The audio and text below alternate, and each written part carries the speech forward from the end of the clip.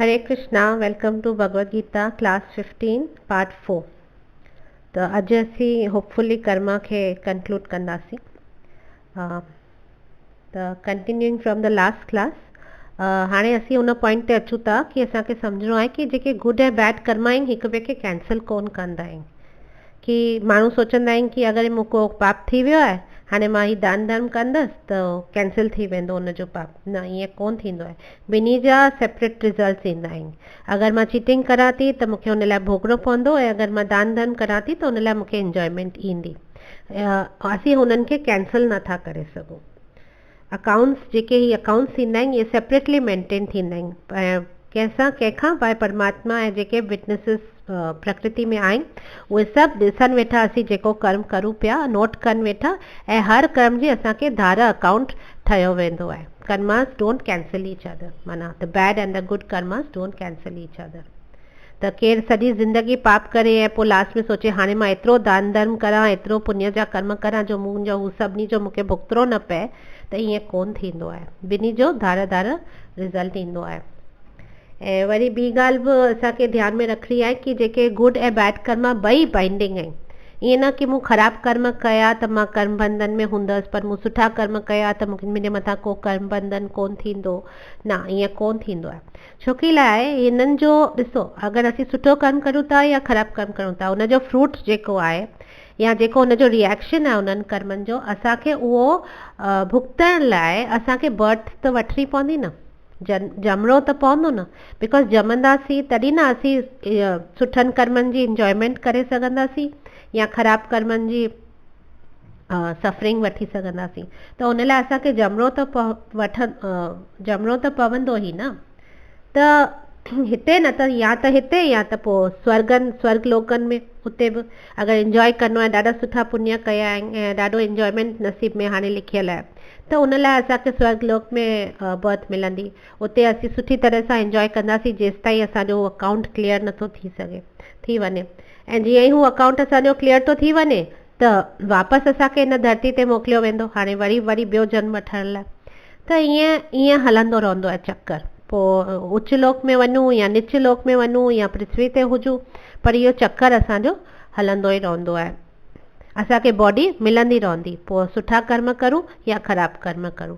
इन करे चवंदा आहिनि न कि हू जेके अगरि तव्हीं इंजॉय पिया करो या सुठा कर्म पिया करो त हू सोने जी चेन आहे, ऐं अगरि तव्हीं ग़लति कर्म पिया करो या सफ़र पिया करो त हू आयन जी चेन आहे। त चेनूं ॿई आहिनि, हू खणी सोन जी आहे, ही खणी लोह जी आहे, पर ॿई बंधन करण वारियूं आहिनि। ॿिन्ही वेज़ में एक्चुअली असीं सफरिंग ई पिया करूं, बिकॉज हिन संसार में अचण ई हिकिड़ो वॾो कष्ट आहे। त क्वेश्चन अचे थो, तई चवंदा त छा असीं कर्म ई न करूं? सुठो कर्म करूं था त बंधन, ख़राबु कमु करूं था त बंधन, त छा करूं कि छा करूं त छा करूं? त इन जो जवाबु तव्हांखे मां थोरी देरि में ॾींदसि कि छा करिणो आहे। एनीवे, ॿियो हिकिड़ो सेक्शन अचे थो इम्पॉर्टेंट, जेको असांखे सम्झणो आहे कि ignorance of the law is not an excuse. कि चवणु कि मूंखे ख़बर कोन हुई, इहो एक्सक्यूज़ कोन हलंदो आहे। अॼु जीअं तव्हां ट्रेन में ट्रैवल करियो पिया, लोकल में सपोज़ वञो था, बॉम्बे में त जाम लोकल्स थींदियूं आहिनि, ऐं लोकल में तव्हां वञो था, तव्हां जीअं ई ॾिसो था स्टेशन ते ट्रेन अचे थी त ॾिसो था सभु कोचिस ठसाठस फुल आहिनि। ठीकु आहे, त हिकिड़ो कोच तव्हांखे थोरो ख़ाली ॾिसण थो अचे, तव्हां हुन में घुसी था वञो। टीटी अचे थो, टिकट घुरे थो, तव्हां हुनखे पंहिंजी सेकेंड क्लास जी टिकट ॾेखारियो था, पर हू कोच त फर्स्ट क्लास जो आहे। त तव्हीं टीटी खे ओॾी महिल चवंदा मूंखे ख़बर कोन हुई, त तव्हांखे हू छॾे ॾींदो? फाइन त तव्हांखे ॾियणी पवंदी न। इन करे साॻियो किस्सो भॻवान सां बि आहे। असां नथा चई सघूं भॻवान खे कि असांखे लॉ ख़बर कोन हुई, इहो बहानो असीं नथा ॾेई सघूं। लॉ ऑफ कर्मा में पाण खे एडुकेट करणु इहा असांजी रिस्पॉन्सिबिलिटी आहे, भॻवान जी कोन्हे। असांखे सम्झणो आहे, असांखे सोचणो आहे ऐं असांखे उहो सभु सिखणो आहे। अॼु हिकिड़ो माण्हू सपोज़ बाइक ते वञे पियो ऐं हू रेड लाइट ॾिसे थो ऐं हू बीह थो रहे, ठीकु आहे, पोइ पासे मां हिकिड़ो भैंस कोन थींदी आहे, भैंस हलणु चालू थी करे, त हू आराम सां हलंदी करे हू रेड लाइट हुनखे बॉदर थोरी थी करे, हू आराम सां पंहिंजो रोड क्रॉस अॻियां वधंदी थी वञे बिना रुके। पोइ हाणे जॾहिं माण्हू ट्रैफिक पुलिस सां आर्ग्यू करणु शुरू थो करे कि भई ही भैंस त रुकी कोन, उनखे फाइन कोन थो करे, मूं जीअं ई क्रॉस कई रेड लाइट में त तूं मूंखे फाइन थो करे, त ईअं कोन थींदो आहे न। गवर्नमेंट चवंदी मुंहिंजी ड्यूटी थोरी आहे तव्हांखे ही लॉस सेखारण जी, ट्रैफिक जा रूल्स सेखारण जी। या तव्हां होटल में वञो था, ऑडर करो था हेतिरो सारो खाधो, ऐं तंहिंखां पोइ बिल अचे थो, ऐं तव्हीं चओ था अच्छा बिल बि ॾियणो पवंदो छा? मैनेजर खे तव्हीं चओ अरे मूंखे त ख़बर ई कोन हुई, त मैनेजर तव्हांखे छा छॾे ॾींदो? ईअं कोन थींदो आहे न। You are suppose to know the law, you are suppose to know the rules, you are some things are there which you are suppose to know. Same way असांखे बि इस हिस्ट्री में आया आहियूं त इन हिस्ट्री जा laws असांखे we are suppose to know. ऐं अगरि असीं ध्यानु नथा ॾियूं ऐं नथा सम्झूं ऐं उनजे हिसाब सां नथा हलूं त पोइ असांखे त फाइन पे करणी ई पवंदी। ऐं इन में बि हिकिड़ो चक्कर अथव, ख़बर अथव छा, कि असांखे इग्नोरेंट सिचुएशन में बि असांजो कर्म जो ई नतीजो आहे। असां बिकॉज अहिड़ा कर्म कया आहिनि जो भॻवानु असांखे अहिड़ी जॻह में प्लेस थो करे कि असां हिननि लॉस जे इग्नोरेंट आहियूं, ऐं बिकॉज असीं इग्नोरेंट आहियूं असीं इहे पोइ ग़लति कम करूं था ऐं ग़लति कर्म खे भुगतूं था, ऐं भुगतण खां पोइ असांखे पोइ में बि असां कुझु सही कंदासीं तॾहिं असांखे हू टाइम ईंदो, चवंदा आहिनि न देश काल पात्र जे हिसाब सां, उन हिसाब सां पोइ अहिड़ो को टाइम ईंदो जो ओॾीमहिल असांखे आस्ते आस्ते धर्म जे कॉन्टेक्ट में ईंदासीं ऐं असांखे ॻाल्हियूं सम्झ में ईंदियूं ऐं पोइ असीं उन चक्कर मां निकिरण जी कोशिशि कंदासीं। त हर ॻाल्हि जे पुठियां बेसिकली कर्म जो ई रूट्स आहिनि जेके असांखे माना हिन संसार में अलॻि अलॻि सिचुएशन्स में अटकाइनि था। असीं हिन कलयुग में आहियूं, इहो ई हिकिड़ी वॾे में वॾो प्रूफ आहे कि असां पास्ट लाइफ में मिसबिहेव कयो आहे। अगरि असीं वेल बिहेव्ड हुजूं हा त असीं वापसि भगवत धाम में सतयुग में ई वञूं हली आहे न। असीं हिते अचूं ई, असीं त्रेता युग में छो अचूं हा, द्वापर युग में छो अचूं आहे, हींअर कलयुग में अची पहुता आहियूं। माना असां ग़लतियूं कयूं आहिनि तॾहिं न असीं हिते कलयुग ताईं पहुता आहियूं, भगवत धाम वापसि कोन विया आहियूं। त इन करे careless behaviour is not allowed. जेसि ताईं इहा रियलाइज़ेशन कोन थी आहे असीं हिन चक्कर मां निकिरी कोन सघंदासीं। अॼु हिकिड़ो नओ ॿार ॼमे थो, उहो ॿार केतिरो इनोसेंट आहे न, नंढड़ो न्यूबॉर्न बेबी केॾो क्यूट आहे, केॾो इनोसेंट आहे न, पर हू ॼमियो आहे, इहो ई इन ॻाल्हि जो प्रूफ आहे कि हुनजे मथे ते हिकिड़ो वॾो baggage of good and bed कर्म आहे, तॾहिं हू ॼाओ आहे। त हू एतिरो माना कर्म खे कैरी पियो करे। इन करे असांखे सम्झणो आहे कि केर बि ख़ाली हाथ कोन ईंदो आहे, न को ख़ाली हाथ वेंदो आहे। इहो ग़लति आहे कि ख़ाली हाथ आया आहियूं ख़ाली हाथ वेंदासीं, न। सभु को हिकिड़ो बैगेज ऑफ कर्म सां अचे थो ऐं हिकिड़ी बैगेज ऑफ कर्म खणी थो वञे। जीअं अकाउंट्स बुक में कोन ओपनिंग अप्रैल में ओपन कंदा आहियूं अकाउंट्स बुक पारां, त कीअं ब्रॉड फॉरवर्ड्स हूंदा आहिनि कि कोन हूंदा आहिनि। तीअं ई जॾहिं ईयर एंड क्लोज़िंग कंदा आहियूं बुक्स जी, फाइनल अकाउंट्स कंदा आहियूं, त कैरेट फॉरवर्ड हूंदा आहिनि कि कोन हूंदा आहिनि। तीअं ई केर बि न ख़ाली हथ ईंदो आहे न ख़ाली हथ वेंदो आहे। अॼु एग्ज़ाम्पल हिकिड़ो ॾिसो नपोलियन जो ॾिसो। अॼु नपोलियन बोनापार्ट हेॾो वॾो किंग एम्परर हो, एम्परर माना तमामु वॾो एम्परर हो, एतिरो पावरफुल हो। त जेसि ताईं हुनजे अकाउंट में सुठनि कर्मनि जा फ्रूट्स हुआ, हुन एंजॉय कयो, सॼे वर्ल्ड खे रूल कयो, ग्रेट लीडर हो, पावरफुल हो, प्रॉस्परस हो। पर जीअं ई हुनजो स्टॉक हुन फ्रूट्स जो ख़तमु थी वियो, हुनजो अकाउंट उहो ख़ाली थी वियो, पोइ हुनजा बैड कर्म जेके हुन कया हुआ उहे हुनजा रिज़ल्ट अचणु लॻा। त कीअं हुनखे माॻई आइसोलेशन में हिकिड़े जेल में कंहिं रिमोट आइलैंड में हुनखे बंदि करे रखियो। त उहो ई राजा सडनली हीअं हुनजे नसीब में बदलाव अची वियो। त हू सभु बेसिकली असांजो जीअं जीअं अकाउंट ख़ाली थींदो आहे त वरी असांखे ॿियो जेको गुड कर्मनि जो अकाउंट ख़ाली थींदो आहे त वरी बैड कर्म जे अकाउंट खे असांखे पे करणु शुरू करिणो पवंदो आहे। त बेसिकली ईअं हलंदो आहे। बिकॉज छा थींदो आहे न, जेके फ्लावर्स फ्रूट्स ई जेके ट्री में ईंदा आहिनि उहो राइट सीज़न में ई ईंदा आहिनि। इहो मूं तव्हांखे अॻे बि सम्झायो आहे।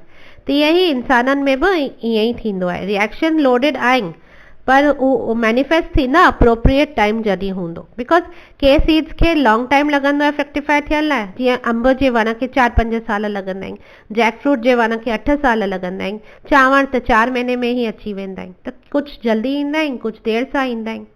असां आइस्क्रीम खाऊं था अॼु त सुभाणे सुबुह जो असांखे थ्रोट इन्फेक्शन थी वेंदो। पर केर जेके स्मोक था कनि या ड्रिंक था कनि घणई सालनि ताईं, पोइ अॻियां हली उन्हनि खे लिवर प्रॉब्लम लंग प्रॉब्लम्स थियनि था। त ही सॼो मतिलबु सिस्टम ई ईअं आहे त इन करे इंस्टेंटली कुझु बि ॾिसी करे असीं नथा डिसाइड करे सघूं की हीउ माण्हू सुठो आहे या हीउ माण्हू ख़राबु आहे या हीउ दुखी आहे या हीउ ख़ुशि आहे। इहे सभु की होल व्यूज़ थींदा आहिनि। सो हाणे क्वेश्चन अचे थो व्हाट टू डू, करूं त करूं छा? ही कर त मुसीबत, हू कर त मुसीबत, त कर्मा आख़िर छा आहे, करूं त करूं छा?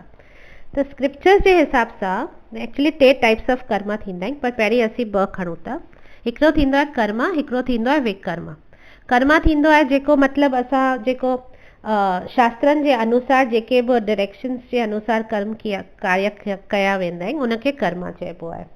सो सिंपल वर्ड्स में चइजे गुड एक्शन, जेको सुठो एक्शन आहे उहो आहे कर्मा। माना it's like a credit card you in no sorry, it's like a debit card. In fact, karma is like a debit card कि you pay and you enjoy later। माना तव्हां सुठा कर्म कया ऐं इन लाइ तव्हांखे अॻियां हली इंजॉयमेंट मिलंदी, त डेबिट कार्ड वांगुरु आहे कर्मा। ठीकु आहे। हाणे विकर्मा छा आहे? विकर्मा आहे जेको शास्त्रनि जे विरुद्ध आहे। विरुद्ध आहे मतिलबु बेसिकली सिंपल वर्ड्स में चइजे बैड एक्शन आहे। उहो क्रेडिट कार्ड वांगुरु आहे कि हींअर त तव्हां इंजॉय करो पिया विकर्मा करे करे, अॻियां हली तव्हांखे हुनजो हिसाब ॾियणो पवंदो। ईअं थींदो आहे कर्मा ऐं विकर्मा। बिकॉज़ हीउ ॾिसो सीलो कोन थींदो आहे। सीलो खे कीअं मां तव्हांखे सम्झायां, जेके फार्मर्स थींदा आहिनि न, फार्मर्स जे घरनि में वॾा वॾा ड्रम थींदा आहिनि, ह्यूज ड्रम। हा, ऐं हू वॾा वॾा ड्रमनि में हेठि नल हूंदो आहे ऐं हू छा कंदा आहिनि, हू हुन में जेके हू खेती कंदा आहिनि न चांवरनि जी या गेहूं जी या जेको बि, त हू हुन में हार्वेस्ट खे हुन में हू स्टोर कंदा वेंदा आहिनि। त हू स्टोर कंदा वेंदा आहिनि त हू हिन साल विधो, वरी ॿिए साल जी हार्वेस्ट, केॾी महिल 3-3 सालनि जी हार्वेस्ट हुन में पियल हूंदी आहे, त हू हीअं भरियो पियो हूंदो आहे। त हाणे हिन साल सपोज़ तमामु सुठी हार्वेस्ट थी, तमामु सुठो चांवर जी खेती थी, ॾाढा सुठा ग्रेन्स आया फर्स्ट क्लास, त हू हुन सीलो में विधा। ठीकु आहे, हू विधई, पर जॾहिं हू हेठां नल खोले थो, नल खोले जॾहिं अॼु रधण लाइ चांवर कढे थो त हिकदमु गंदा कारा टुटल चांवर निकिरनि था। त हू थोरी इहो चई सघिबो कि हींअर अञा हेतिरी सुठी खेती कई, मूं हेतिरा सुठा चांवर उगाया, पर मूंखे रधिणा ई वारा पिया पवनि। त इहो ई कर्मनि जो हिसाब आहे। बिकॉज़ हू छो उहे निकिता चुकिला, हुन अॻे साल में ख़राबु खेती थी हुई, उहे चांवर उहे विधल हुआ, उनजे मथां ई न नवां चांवर जेके सुठा वारा उगिया हुन विधा। त पहिरीं निकिता कहिड़ा? पहिरीं निकिता त हू पुराना वारा न, इहे जेके सुठा वारा विधा अथसि इहे अञा अॻियां हली निकिरंदसि। जॾहिं हू ख़तमु थींदा वेंदा त हू सुठा वारा हेठि थींदा वेंदा, पोइ नल मां उहे निकिरंदा। त बेसिकली कर्मा जो सिस्टम बि ईअं ई वर्क कंदो आहे। त असांखे ॾाढो केयरफुल हुजिणो आहे कि असांखे कीअं असीं एक्ट था करूं। मतिलबु असां जेको हींअर एक्सपीरियंस करूं पिया उन लाइ असांखे वधीक चिंता न करणु खपे। जेको भुगतूं पिया उहो त भुगतूं ई पिया, असीं करूं नेक्स्ट छा पिया उनजो असांखे वधीक फोकस हुअणु खपे। बिकॉज़ जेको मिले पियो उहो त डेस्टिनी आहे, पर जेको असीं हींअर हथ में असांजे जेको आहे, जेको असांखे करिणो आहे, उन ते अगरि असीं फोकस कंदासीं त असां पंहिंजो फ्यूचर खे सुधारे सघंदासीं। त हाणे ही टियों टाइप जो कर्मा थींदो आहे अकर्मा।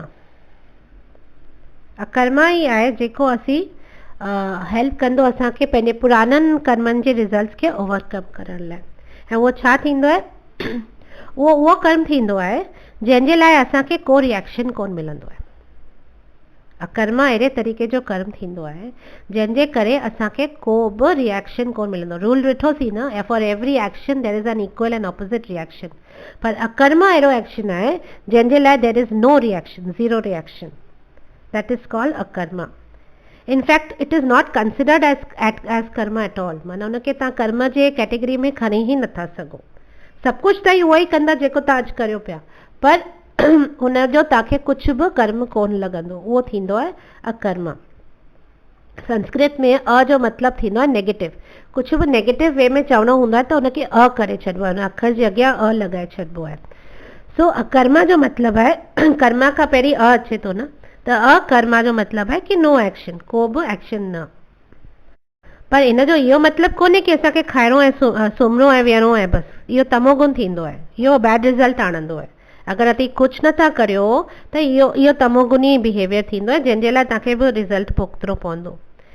इनएक्शन मतिलबु इहो इनएक्शन इन द सेंस इहो चइबो कि हिकिड़ो त एक्चुअली इनएक्शन थी बि नथो सघे, बिकॉज अगरि तव्हां कुझु न बि करियो तॾहिं बि तव्हांजो माइंड त हमेशह एक्टिव रहंदो। माइंड खे त तव्हां इनएक्शन में रखी नथा सघो, त इन करे that is actually practically not possible. अकर्मा उहो माना उहो टाइप ऑफ एक्शन आहे जेको असांखे एलिवेट कंदो आहे ग्रेजुअली भगवत धाम वञण लाइ। हिन जो इहो सिंपल मतिलबु आहे कि असांजी लाइफ में असांखे ईअं परफॉर्म करिणो आहे कि माना हू सभु कुझु एक्शन जेको बि असीं करूं उहो भॻवान जी तृप्ति लाइ हुजे, भॻवान जी ख़ुशी लाइ हुजे, for the pleasure of God. माना अगरि असांखे कंहिं एनिमी सां सपोज़ डील करिणो आहे त असांखे यादि रखिणो आहे कि हुन में बि भॻवानु आहे, हुन में बि परमात्मा वेठो आहे। इन करे मूंखे हुन सां बि अगरि डील करणी आहे त justly, Fairlie, morally, ethically deal करिणो आहे। जस्ट बिकॉज हू मुंहिंजो एनिमी आहे त मां हुन सां ग़लति तरीक़े सां बिहेव करां या डील करां, ईअं कोन करिणो आहे। असांखे हुन में बि भॻवानु ॾिसणो आहे। त ईअं करे माना हर ॻाल्हि में असांखे भॻवान खे ॾिसी करे ऐं हर तरह जो माना हर क़दम जेको असीं खणूं था अहिड़े तरीक़े सां खणूं कि हू भॻवान खे ख़ुशी ॾे, त पोइ हुनखे अकर्म चइबो आहे। एक्चुअली इहो कर्म खे ऐं विकर्म खे असीं डिटेल में भगवत गीता में ॾिसंदासीं जेॾीमहिल कृष्णा अर्जुन खे सम्झाइनि था। हिन ख़ाली मां तव्हांखे हिकिड़ो जिस्ट पई ॾियां त ही थींदो आहे। बिकॉज भॻवान खे सुठी तरह सां प्लीज़ करण जो तरीक़ो ई इहो आहे कि असीं हुन जे ॿुधायल रस्ते ते हलूं। जॾहिं असीं शास्त्रनि अनुसार हलूं था त ऑटोमेटिकली असीं भॻवान खे प्लीज़ था करूं। इहो ब्राइबिंग कोन थियो कि मां हीअ सभु कंदसि त भॻवान इन लाइ ख़ुशि थींदा, ही हिकु तरह जी ब्राइब आहे। न, शास्त्रनि ते हलणु ऐं भॻवान जे नियम अनुसार ऐं भॻवान जे इंस्ट्रक्शन अनुसार हलणु, हुनखे पोइ असीं अगरि उहे हलूं था त हुनखे उहा ख़ुशी थींदी, ऐं जॾहिं हुनखे उहा ख़ुशी थींदी त असांजो को बि कर्म अकर्म थी वेंदो। माना असीं सोचो कि असीं मंदिर वञूं था या भॻवान खे हुते डोनेशन्स ॾियूं था या ईअं करूं था, उहो कोन माना मुक्ति लाइ या ॿिए कंहिं कारण लाइ, त ईअं कोन थींदो आहे। माना कहिड़ी अनमोटिवेटेड, मूं तव्हांखे चयो न अनमोटिवेटेड लव हुअणु खपे भॻवान लाइ, कि ही ॻाल्हि भॻवान खे ख़ुशी ॾींदी, मूंखे ख़ुशी ॾींदी या मूंखे कीअं फ़ाइदो कंदी, इहो सोचे करे असां कयोसीं त वरी उहो विकर्म थी वेंदो या कर्म थी वेंदो। पर बिना कंहिं रिटर्न जी भावना सां सिर्फ़ु भॻवान जी ख़ुशी लाइ या भॻवान जे नियम अनुसार अगरि असीं कर्म करूं था त उहो अकर्म थी वेंदो ऐं उनजो असांखे को बि रिएक्शन कोन लॻंदो। सॉरी। जीअं माना अर्जुन वॉर नथे करणु चाहे न, पर कृष्णा हुनखे माना जीअं तीअं सम्झाए करे वॉर कराई न, त इन करे अकर्मा जो इहो मतिलबु कोन्हे कि कुझु कमु कोन करिणो आहे, असांखे असां कमु कोन कंदासीं या पंहिंजी फैमिली ड्यूटीज़ कोन निभाईंदासीं, ईअं सभु कोन थींदो आहे। माना बिकॉज कृष्णा अर्जुन खे चयो कि ही वॉर मां चाहियां थो ऐं इन लाइ मूंखे ख़ुशी थींदी अगरि तूं ही वॉर विड़ंदे, मां चाहियां थो तूं ही वॉर कर, त इन करे अर्जुन कयो, त इन करे हू वॉर करे बि अकर्मा में वियो हली, हुनखे को रिएक्शन कोन मिलियो। पर दुर्योधन साॻी वॉर कई, अर्जुना बि वॉर कई ऐं दुर्योधन बि वॉर कई, पर दुर्योधन लाइ उहो विकल्प थी वियो। छो थी वियो? बिकॉज हुन इन लाइ वॉर कई कि हुन पंहिंजे सिंफुल सेल्फिश डिज़ायर लाइ पंहिंजे हिन लाइ क्रोर्स ऑफ माण्हू मरी विया हुआ हिन महाभारत वॉर में। आहे त क्रोर्स ऑफ माण्हुनि खे मरण जो कारण थियो दुर्योधन पंहिंजे मतिलब लाइ। अर्जुन ईअं कोन हो, अर्जुन लास्ट में त छॾे ई ॾिनो न कि मां छो एतिरा माण्हू छो मरनि मुंहिंजे ऐं हुनजे लड़ाई में या हिन किंगडम लाइ वई हेतिरनि माण्हुनि जी बली थिए, त हू त सुठो सोचे करे पे कयो, पर हुन पोइ कृष्णा हुनखे फोर्स कयो, तॾहिं हुन माना सम्झायो हुनखे कृष्णा, पोइ पंहिंजो धर्म यादि ॾियारियईंसि ऐं ड्यूटी यादि ॾियारियईंसि, त कीअं करे मिड़ई हुन खां वॉर कराई। त अर्जुन बि वॉर कई, दुर्योधन बि वॉर कई, पर अर्जुन जो अकर्म थियो ऐं दुर्योधन जो विकर्म थी वियो। त ईअं ॾाढा माना डिफरेंसिस आहिनि, माना सेम कर्म सेम आहे, पर भावना जे अनुसार हू कर्म ऐं विकर्म ऐं अकर्म थी वेंदो आहे। त it is not in the action basically, it's in the consciousness that behind the action that is that मतिलबु जेको असां भावना रखूं था न हुन कर्म जे करण में, उहा भावना डिसाइड कंदी आहे कि उहो कर्म आहे, अकर्म आहे कि विकर्म आहे। त एज़ लॉन्ग एज़ असीं पंहिंजी ड्यूटी करूं पिया भॻवान खे सेंटर में रखी करे, पंहिंजो कर्म करूं पिया भॻवान खे सेंटर में रखी करे, त असीं पोइ सेफ प्लेटफॉर्म ते आहियूं।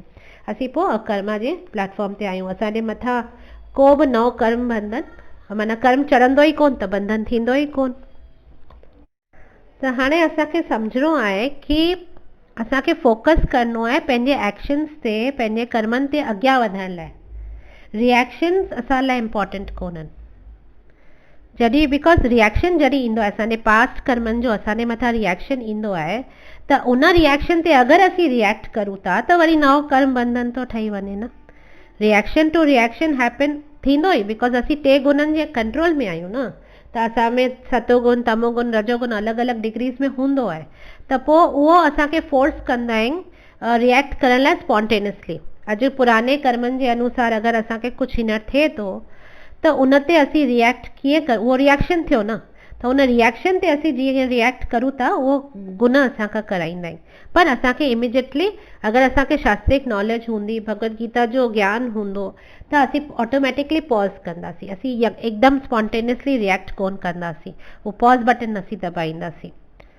त हाणे सपोज़ को बैड रिएक्शन अचे थो, जीअं त केरु असां सां विड़े थो या असांजी चोरी करे थो या असांखे चीट करे थो या असांखे चिल्लाए थो, असां सां झगड़ो करे थो, त इहो ओॾीमहिल असांखे वापसि रिएक्ट करण खां पहिरीं थोरो पॉज़ बटन करणु खपे कि हाणे मूंखे कीअं रिएक्ट करणु खपे। सोचणु खपे ओॾीमहिल कि ही मुंहिंजो को पुराने जन्म जो रिएक्शन आहे, इन करे मूंसां हीअं थिए पियो या ॿियो कुझु आहे या जेको बि आहे। त जॾहिं तव्हां शास्त्र पढ़ंदा न, जॾहिं तव्हां भगवत गीता सम्झंदा न, तव्हांखे उन ॻाल्हि खे रिएक्ट करणु अची वेंदो। सभिनी जो रिएक्शन साॻियो नथो थी सघे। सभु को कोन चवंदो ठीकु आहे तो मुंहिंजे हिन गिल में चमाटा हई आहे, हाणे वठि ॿियो गिल में चमाटा हणी, ईअं कोन थींदो। पर हा, तव्हांजे सिचुएशन जे हिसाब सां तव्हांखे अगरि तव्हांजो शास्त्र पढ़ियल हूंदो त तव्हांखे रिएक्ट करणु उन टाइम ते अची वेंदो। त इन लाइ हिते ई शास्त्र असांजे यूज़ में ईंदा आहिनि। बिकॉज़ पोइ असां शास्त्र जे हिसाब सां जॾहिं रिएक्ट कंदा आहियूं, रिएक्ट ई कोन कंदा आहियूं एक्चुअली, पर जंहिं हिसाब सां असीं डील कंदा आहियूं उन सिचुएशन खे शास्त्र जे हिसाब सां, त असांजे मथां नया कर्म बंधन कोन ईंदा आहिनि। ओॾीमहिल असीं सोचंदा आहियूं कि हिन सिचुएशन में मां छा करां जेको भॻवान खे ख़ुशि करे, या मुंहिंजे लाइ सही छा आहे हिन सिचुएशन में करणु। त हर ॻाल्हि में माना हिकिड़ी पॉज़ बटन लॻाए करे असांखे थोरो सोचणो पवंदो ऐं कि शास्त्र छा था चवनि, हिन सिचुएशन में मूंखे कीअं डील करणु खपे, शास्त्रनि में छा लिखियलु आहे। त ईअं करे अगरि असीं कंदासीं त असांजो कॾहिं बि ग़लति रिएक्शन कोन थींदो। बिकॉज़ न त ॾिसो न, अॼु हिकिड़ो ग़रीब माण्हू आहे, ठीकु आहे, हू सोचे थो कि मां त चोरी करे सघां थो, मां कूड़ ॻाल्हाए सघां थो, बिकॉज़ मूंखे भॻवानु ग़रीब ठाहियो आहे त मूंखे त हीउ सभु करिणो ई पवंदो पंहिंजे गुज़ारे लाइ। न, पर शास्त्र त इहो अलाउ कोन थो करे न। It is not so easy न।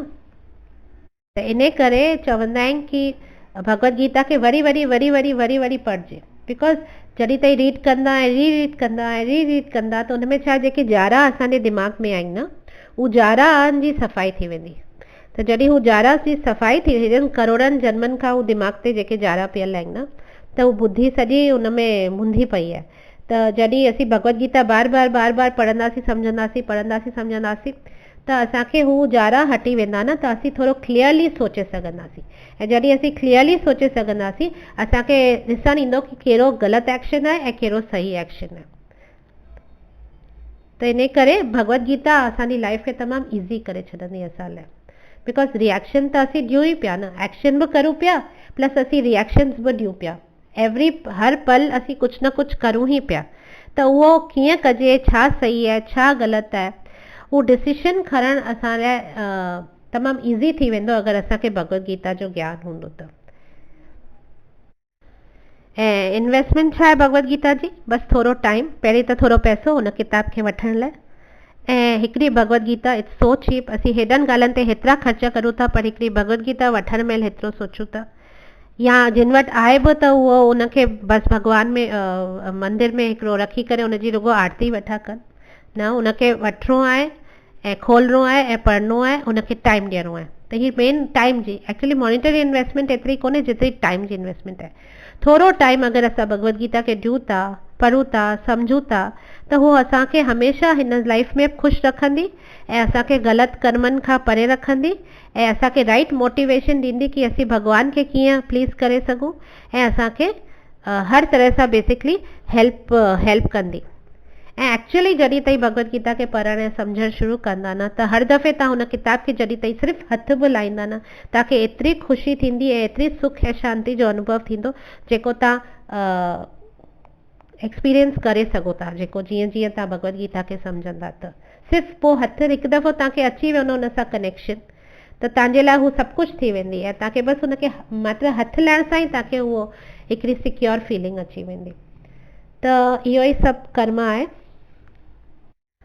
त असांखे ई सम्झणो आहे कि कृष्णा अगरि जज आहिनि त हू पीउ बि आहिनि ऐं हुनजी जेका मर्सी आहे उहा हुनजे जस्टिस खां वधीक पावरफुल आहे। कृष्णा जी मर्सी बि आहे, कृष्णा जी जस्टिस बि आहे, पर हुनजी जेको दया आहे, हुनजी जेका मर्सी आहे उहा हुनजे जस्टिस खां काफ़ी हद ताईं वधीक पावरफुल आहे। त असांखे हुनजी मर्सी हासिल करणी आहे। शास्त्रनि में लिखियल आहे कि इनफैक्ट माना कि हर हिकु इंसान खे लाइफ में हिकिड़ो मौक़ो ज़रूरु ॾियो वेंदो आहे जॾहिं कि अपॉर्चुनिटी ॾी वेंदी आहे कि हू भॻवान जे कॉन्टेक्ट में अचे। उहो मौक़ो हर इंसान खे ज़रूरु मिलंदो आहे बिकॉज भॻवान सां कॉन्टेक्ट में अचण सां ई न सभु कुझु ठीकु थी वेंदो आहे। त इन करे उहो मौक़ो हर इंसान खे ज़रूरु मिलंदो आहे। त असांखे ध्यानु रखिणो आहे कि असांखे अगरि उहो मौक़ो मिले थो असांखे उहो विञाइणो कोन्हे बिकॉज हू असांजो ही जन्म न अॻियां जा जन्म ऐं पुठियां जन्मनि जा बि कर्म सभु असांखे हर ॻाल्हि में असांखे बेनिफिट कंदा। बैकलॉग क्लियर करण में नया कर्म कोन ठहंदा ऐं असां हिन संसार जे चक्कर मां निकिरी सघंदासीं। सो असांजा फाइनली हेतिरनि महीननि खां पोइ पंज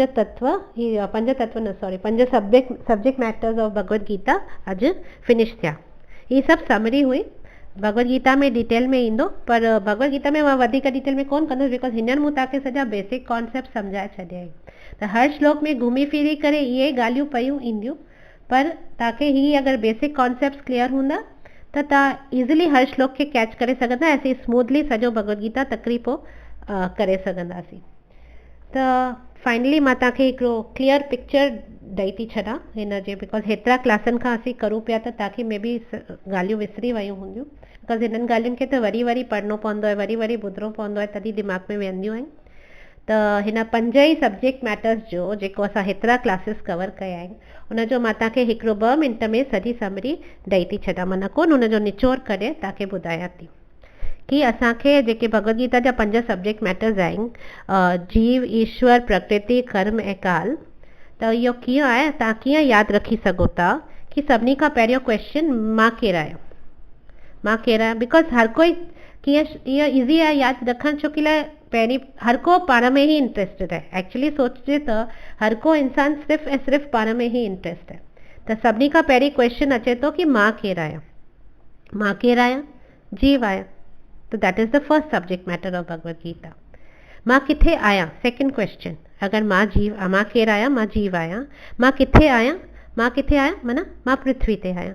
पृथ्वी किथे आहे, पृथ्वी छा आहे त हिकिड़े ब्रह्मांड जो हिकिड़ो पार्ट आहे ही भौतिक जगत जंहिंजे अंदरि माना ब्रह्मांड आहे, ब्रह्मांड भौतिक जगत जो हिकिड़ो पार्ट आहे जेको इंटर्न आध्यात्मिक जगत जो हिकिड़ो पार्ट आहे। त ही सॼो सभु कुझु मिलाए करे इहा प्रकृति आहे। मूं त तव्हांखे सम्झायो हो न असीं कहिड़े माइन्यूट आहियूं कंपेयर टू दिस होल अगरि ब्रह्मांड हिकिड़ो मस्टर्ड सीड आहे त असीं हुन में किथे आहियूं, एतिरो माइन्यूट आहियूं। उहो मूं त तव्हांखे सॼो सम्झायो। त ही बेसिकली आध्यात्मिक जगत ऐं भौतिक जगत सभु मिलाए करे प्रकृति आहे। त असीं किथे आहियूं, असीं प्रकृति में आहियूं। तो इहो प्रकृति becomes a second subject matter of Bhagavad Gita. हाणे जीव जे बारे में त तव्हांखे इहो ख़बर आहे न कि जीव आध्यात्मिक बि आहे ऐं भौतिक बि आहे। उहो जेको शरीर आहे उहो भौतिक आहे ऐं आत्मा जेका आहे उहो आध्यात्मिक आहे। जीव में प्रकृति जीअं 2 टाइप्स जी आहे, हिकिड़ी आध्यात्मिक प्रकृति ऐं हिकिड़ी भौतिक प्रकृति। तीअं जीव में बि हू 2 आहिनि, आत्मा आध्यात्मिक आहे ऐं ही शरीर जेको मिलियल आहे इहो भौतिक आहे। ओके, हाणे जीव ऐं प्रकृति जो ठाहिण वारो केरु आहे या हिन प्रकृति, जीव बि त हिकु क़िस्म जो प्रकृति आहे न, त हिन प्रकृति खे जो कंट्रोलर केरु आहे या प्रकृति जो मालिक केरु आहे या क्रिएटर केरु आहे त उहो थिए थो ईश्वर। त ही असांजो 3rd subject matter of Bhagavad Gita आहे। मां केरु आहियां? जीव आहियां। मां किथे आहियां? मां प्रकृति में आहियां। ऐं मुंहिंजो प्रकृति जो ऐं जीव जो कंट्रोलर केरु आहे? क्रिएटर केरु आहे या मालिक केरु आहे? ईश्वर। So this is the third subject matter of Bhagavad Gita. हाणे ईश्वर जी घणेई शक्तियूं आहिनि, बिकॉज इन उन शक्तियुनि सां ई न सभु कुझु हले पियो।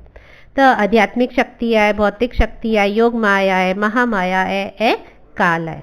त kaal is one of the shaktis of the lord. हाणे आध्यात्मिक जगत में जेको स्पिरिचुअल वर्ल्ड थींदो आहे उन में सिर्फ़ु चितकाल थींदो आहे। चितकाल माना प्रेज़ेंट ई प्रेज़ेंट हूंदो आहे, उन में पास्ट फ्यूचर ई सभु कुझु कोन हूंदो आहे। जीअं आहे बसि उहो ई स्टेडी स्ट्रेट चवंदा आहिनि न, उहो हुन में स्ट्रेट लाइन करे ताईं सम्झी सघो था, उहो बसि चितकाल थींदो आहे। कि हिन भौतिक जगत में, हिन मटीरियल वर्ल्ड में त्रिकाल थींदो आहे, माना भूतकाल, वर्तमान काल ऐं भविष्य काल। ऐं छो इहो फ़र्क़ु आहे या छो ईअं थींदो आहे? छोकी जीव एनवियस हो। सभिनी खां पहिरीं इहो सम्झणो आहे कि जीव एनवियस हो भॻवान खां, ऐं हुनखे भोग करणो हो इंडिपेंडेंटली। हुनखे फ्रीडम खपंदी हुई, हुनखे इंडिपेंडेंटली भोग करणो हो। इन करे ही जेका भौतिक प्रकृति आहे उन लाइ ठाही वई, हुनखे मटीरियल भौतिक बॉडी ॾिनी वई कि हाणे तूं भले वञ, तुंहिंजे लाइ मूं ही रांदीको ठाहियो आहे ऐं तूं वञ, हाणे ही बॉडी वठ ऐं तूं वञ हुन में वञी पंहिंजो इच्छाउनि खे पूरियूं कर। त उते ही अची करे छो माना अची करे त कुझु भोग कीअं कंदो? जॾहिं सेंस ऑब्जेक्ट्स हूंदा तॾहिं न उन्हनि जो हू भोग करे सघंदो। त उहे सेंस ऑब्जेक्ट्स तयारु कया विया ऐं तयारु कया त हाणे हुनखे भोगण लाइ प्ले मोड कयो वियो। प्ले मोड कयो वियो तॾहिं न कि अॼु कुझु आहे सुभाणे कुझु आहे, हमेशह साॻियो। त बिकॉज हू आध्यात्मिक जगत कोन्हे, इन करे हमेशह हिते सभु कुझु साॻियो कोन रहंदो आहे न, माना सेम टाइम कोन रहंदो आहे न, हिकिड़ो ई सुठो टाइम थी नथो सघे। बिकॉज हुते सभु सुठो आहे, हिते त हर तरह जूं ॻाल्हियूं थींदियूं आहिनि। त इन करे continuous process past present future जी हलंदी रहंदी आहे। त हिते जेका प्रकृति आहे, भौतिक प्रकृति आहे, उहो काल जे प्रभाव में पास्ट प्रेज़ेंट फ्यूचर में हलंदी रहंदी आहे। बिकॉज अगरि काल एलिमेंट कोन विझंदा भौतिक प्रकृति में, अगरि ईश्वर काल में एलिमेंट न विझे हा त हू मोशन में न अचे हा, हू त स्टेडी हुजे हा न। अगरि कुझु प्ले मोड में करिणो आहे त मोशन में करिणो आहे त उन में हू काल एलिमेंट माना फॉरवर्ड बैकवर्ड माना रिवाइंड करणु या फॉरवर्ड करणु या पॉज करणु, ही सभु माना पॉज में त नथो थी सघे न। अगरि प्ले मोड में आहे त पॉज में नथो थी सघे न। त उन लाइ हुनखे भॻवान खे काल एलिमेंट हिन प्रकृति में विझणो पियो। त असांजो fourth subject matter of Bhagavad Gita काल आहे। तंहिंखां पोइ फाइनली अचे थो कर्म, जेको हाणे असां कंक्लूड कयोसीं। असां पंहिंजो जेको मिथ्या अहंकार आहे, जेको फॉल्स आइडेंटिफिकेशन आहे या ग़लति पहचान असां पंहिंजी कई आहे कि मां शरीर आहियां, मां आत्मा कोन आहियां, बिकॉज असीं पाण खे शरीर सम्झूं था, उहो ई न असांजी ग़लति पहचान आहे। त उन शरीर जे सुखनि खे ई असीं पंहिंजो लक्ष्य माने करे हलूं पिया न। माना जेको बि असां बिकॉज पाण खे शरीर था सम्झूं, त शरीर खे जेके ॻाल्हियूं सुख ॾियनि थियूं, असीं उनखे ई पंहिंजो लक्ष्य, पंहिंजो गोल ठाहे वेठा आहियूं न। ऐं उनखे असीं पूरो करण जो, तृप्त करण जो हमेशह कोशिशि कंदा पिया रहूं। त हाणे उहा कोशिशि जेका आहे उहा ॿ टाइप्स जी थींदी आहे। असां पाण खे पंहिंजो शरीर सम्झूं था, इहो असांजो मिथ्या अहंकार आहे। हाणे शरीर खे ख़ुशि रखण लाइ या सुखी रखण लाइ असीं इंद्रिय तृप्ति करूं था या उन कुझु लक्ष्य अहिड़ा ठाहियूं था उनखे ख़ुशि रखण लाइ। त उहे जेके एफर्ट्स असीं खणूं था उनखे पूर्ति करण लाइ, उन्हनि एफर्ट्स जी पूर्ति करण लाइ, त इहे जेके एफर्ट्स असीं खणूं था इहे ॿ टाइप्स जा थींदा आहिनि। हिकिड़ो शास्त्र जे नियम अनुसार थींदो आहे ऐं हिकिड़ो शास्त्र जे विरुद्ध थींदो आहे। त या विकर्म थींदो आहे या सकाम कर्म थींदो आहे, जीअं मूं तव्हांखे हाणे अञा सम्झायो। त जेको तव्हां शास्त्र जे विरुद्ध अगरि कर्म करो था, बिकॉज करूं त सभु कुझु असीं पंहिंजी संतुष्टि लाइ, पंहिंजे शरीर जे सुख लाइ ई था न। त जॾहिं असीं शास्त्र जे विरुद्ध को कर्म करूं था, कार्य करूं था, त उहो विकर्म थो थी वञे, ऐं जेको शास्त्र जे अनुसार नियमनि सां करूं था त उहो सकाम कर्म थो थी वञे। पर ॿई बंधकारक आहिनि। असां ॾिठो न, ॿई बंधन क्रिएट करण वारा आहिनि। अगरि असीं विरुद्ध कर्म करूं था त पाप मिलंदो ऐं दुख भोगने के लिए, भोग भोगण लाइ असांखे हिते अचिणो ई पवंदो। ऐं अगरि असीं सकाम कर्म करूं था त पुण्य जमा थींदा, ऐं पुण्य जमा कंदासीं त सुख भोगण लाइ बि असांखे हिते अचिणो पवंदो। त ॿई असांखे, ॿिन्ही लाइ असांखे जन्म वठिणो पवंदो। ऐं जॾहिं असीं जन्म वठंदासीं त बुढ़ापो बि ईंदो, बीमारी बि ईंदी ऐं वरी मरणो पवंदो। ऐं मरने खां पोइ जेके बैलेंस कर्म बचंदा त उन्हनि खे भोगण लाइ वरी असांखे जन्म वठिणो पवंदो। त इहो चक्कर हमेशह हलंदो रहंदो। त ही ॿई असांखे चक्कर में ॿधण वारा आहिनि, हमेशह ॿधण वारा आहिनि। ऐं सॼी भगवत गीता में कृष्ण अर्जुन खे इहो ई सम्झाइनि था कि हिन चक्कर मां कीअं ॿाहिरि निकिरणो आहे। फुल भगवत गीता इहो ई अथव, सॼो टाइम कृष्ण अर्जुन खे इहो ई पिया सम्झाइनि कि हिन चक्कर मां असांखे ॿाहिरि कीअं निकिरणो आहे। छोकी जन्म मृत्यु जरा व्याधि दुख दोषानु दर्शनम, इहो 12 चैप्टर में कृष्ण भगवत गीता में चवनि था। त हीउ जेको जन्म मृत्यु जरा व्याधि आहे न, इहे दुख हिन कलयुग जा ऐं कलयुग न सॉरी हिन भौतिक जगत जा आहिनि ऐं जेके असांखे भोगणा ई पवंदा अगरि असां हिन कर्म बंधन में फाथल रहियासीं त। सो हाणे ही ज्ञान आहे, ठीकु है। त हाणे हिन मां ॿाहिरि निकिरण लाइ हू कृष्णा हुनखे चवनि था तूं प्रयास कर। कीअं कर प्रयास? अकर्म करे, उहो मूं तव्हांखे हींअर ॿुधायो। त बेसिकली कृष्णा अर्जुन खे सम्झाइनि था कि तूं जॾहिं अकर्म कंदे त तूं हिन चक्कर मां मुक्त थी वेंदे। छोकी लाइ जॾहिं असीं अकर्म करूं था त असांजे पुराणे जन्मनि जा जेके फल आहिनि उहे सरी वेंदा आहिनि। माना मूं तव्हांखे अॻे क्लास में कर्म जे ॿुधायो न कि हू सीड्स जेके आहिनि या फल आहिनि हू सभु कृष्णा भुनी छॾंदो आहे। भुनी छॾंदो आहे माना हू फ्रक्टिफाई कोन थींदा न, हू वधंदा ई कोन, हू फलित ई कोन थींदा। त जॾहिं असीं अकर्म कंदा आहियूं त असांजे पुराणे जन्मनि जा जेके बि फल आहिनि उहे सभु ख़तमु थी वेंदा आहिनि। ऐं बिकॉज़ असीं अकर्म करूं ई पिया त नया फल जमा कोन थींदा न। बिकॉज़ चयोमांव न अकर्म में त को कर्म जमा ई कोन थींदो आहे, को फल जमा ई कोन थींदो आहे। त असां अगरि हींअर अकर्म करूं था त पुराना फल ख़तमु था थी वञनि ऐं हींअर जा जेके कर्म असीं करूं पिया उन में को कर्म बंधन कोन थींदो। ऐं जॾहिं इहो पुराने जन्मनि जा कर्म जीअं ई ख़तमु थी वेंदा ऐं असांजी चेतना पूरी तरह सां शुद्ध थी वेंदी त असीं वापसि भगवत धाम वञी सघूं था। उन लाइ असीं लाइक़ु थी वेंदासीं।